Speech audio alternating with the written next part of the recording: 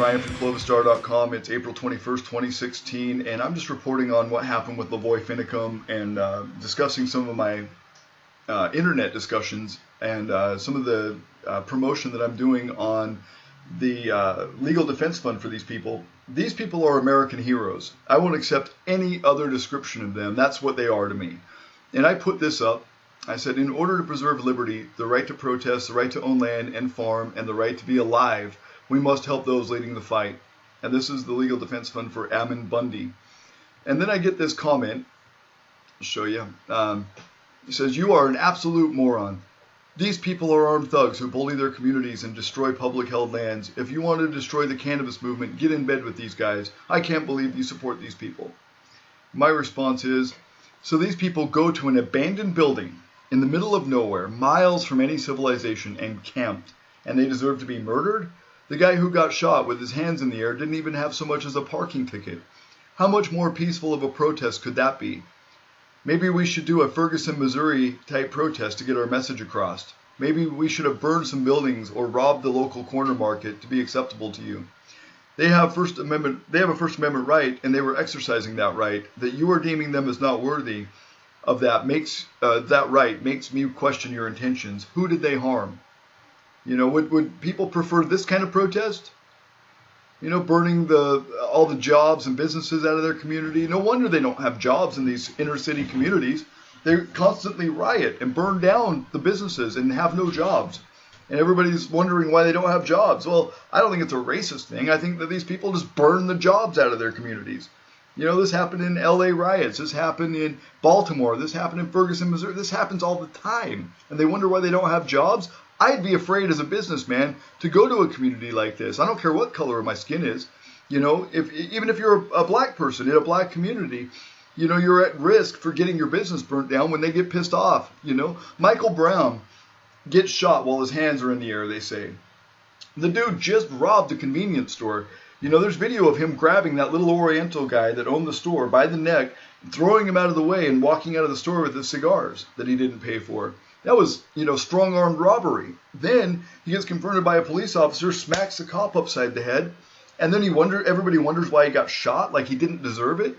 Are you kidding me? But Lavoy Finicum, with his hands actually in the air, documented, deserved to get shot, deserved to get murdered. You know, and watch this. They weren't just shooting for him. They were shooting little girls. You know, they were trying to kill everybody in this car. There was an 18-year-old girl in this car. There was a woman, you know, in the car. Women and children, they're shooting at them in this car. Nobody's shooting back. It's only the police shooting. And that's justified, you know. So watch this. They're going to zoom in here and give you a little bit more on this. See, here's his hands in the air, and they shoot the back window out. His hands are in the air. He's not reaching for nothing. He got out of the car to draw fire away from where they were shooting at the truck. Because when they were driving down the street, they weren't harming anybody, but they're shooting at the car. And, you know, while they're driving. So he gets out of the car to save the women and children in the back seat. And as he gets out, you can see, this is just as he gets out of the car, they're shooting into the back window. Not even the front window. They're shooting. See, his hands are in the air, clearly in the air. There's no question. He has his hands in the air. Boom. He's got no weapon. He's not displaying any weapon. And they're shooting at him with his hands in the air. And shooting at these women and children in the back seat. That little girl, Victoria Sharp, she hadn't done nothing wrong. She was there to sing, and they were going to Grant County by the invitation of the local sheriff in Grant County, and they were going to meet with law enforcement, as they had been doing the whole time. They'd met with the FBI several times. They'd met with the sheriff of Harney County, Dave Ward, several times. You know, they weren't hiding from anybody. They weren't doing a standoff. They weren't threatening anybody. They were meeting with people, trying to get their word across to people. They weren't, you know, threatening anybody or anything. They just said, we'll defend ourselves if we need to. That was all. And they have the right to. That's what the Second Amendment was designed for. It wasn't designed for sporting or hunting.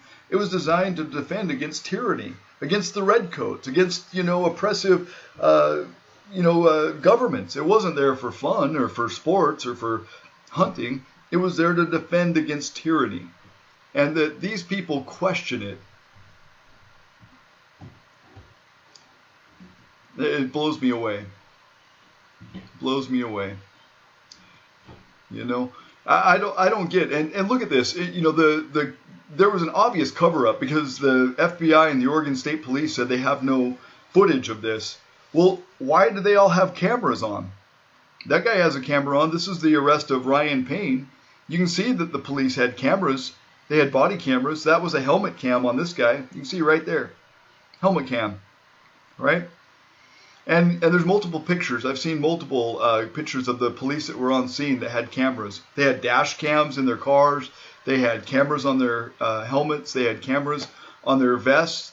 You know, this was a multi-jurisdiction, multi-department ambush, and they all had cameras, but there was no film. And then you know, they all had these theories, and they put up these suggestions that that Lavoie was reaching for a gun, you know, and that he deserved to get shot. I mean, first, you know, they obviously shot him before he even got out of the car, and they were shooting at him and shooting at the people in the car. Well, then they shoot him in the hip, and he reaches down for the hip. That's what you see in the aerial footage, you know, of where he's reaching down right here. This is after they shot him in the hip, and that's what the autopsy results show. And then they shoot him again a couple of times, once in the back, and I think they shot him in the neck or right below the neck. Anyway, and so they're saying that he's reaching for a gun. Well, they say they found a gun on him, and I don't know if that's true or not, whether that was just a drop gun or whether that was an actual gun that he owned. But what they say is they found it under multiple layers of clothing. That he couldn't possibly have gotten to that gun. It was way too buried underneath all of his clothing. He was reaching down because he got shot in the hip. He didn't deserve to get murdered. That was an ambush. That was an execution. That was not self-defense. Those cops were not defending themselves. They were there to murder that man. And even after he got out of the car, and even after they murdered him, they continued to shoot at that truck. There's tons of bullet holes in that truck. Some of them were unaccounted for. The FBI didn't even divulge that they shot twice before the truck stopped. That was left out of their police report. Now they're being investigated for that. I'm sure they'll be found innocent. I mean, when does a cop ever get, you know, found guilty on anything? Even the worst atrocities that happened under police care or police duties, the worst atrocities that happen that are clear murder, you know, whether it be a white guy, a black guy, or whatever, they never get found guilty. And these FBI agents won't get found guilty either. But at least the message is getting out there. And if you don't support liberty across the board, then you're obviously just supporting, you know, your own agenda. It has nothing to do with liberty if you don't support stuff like this.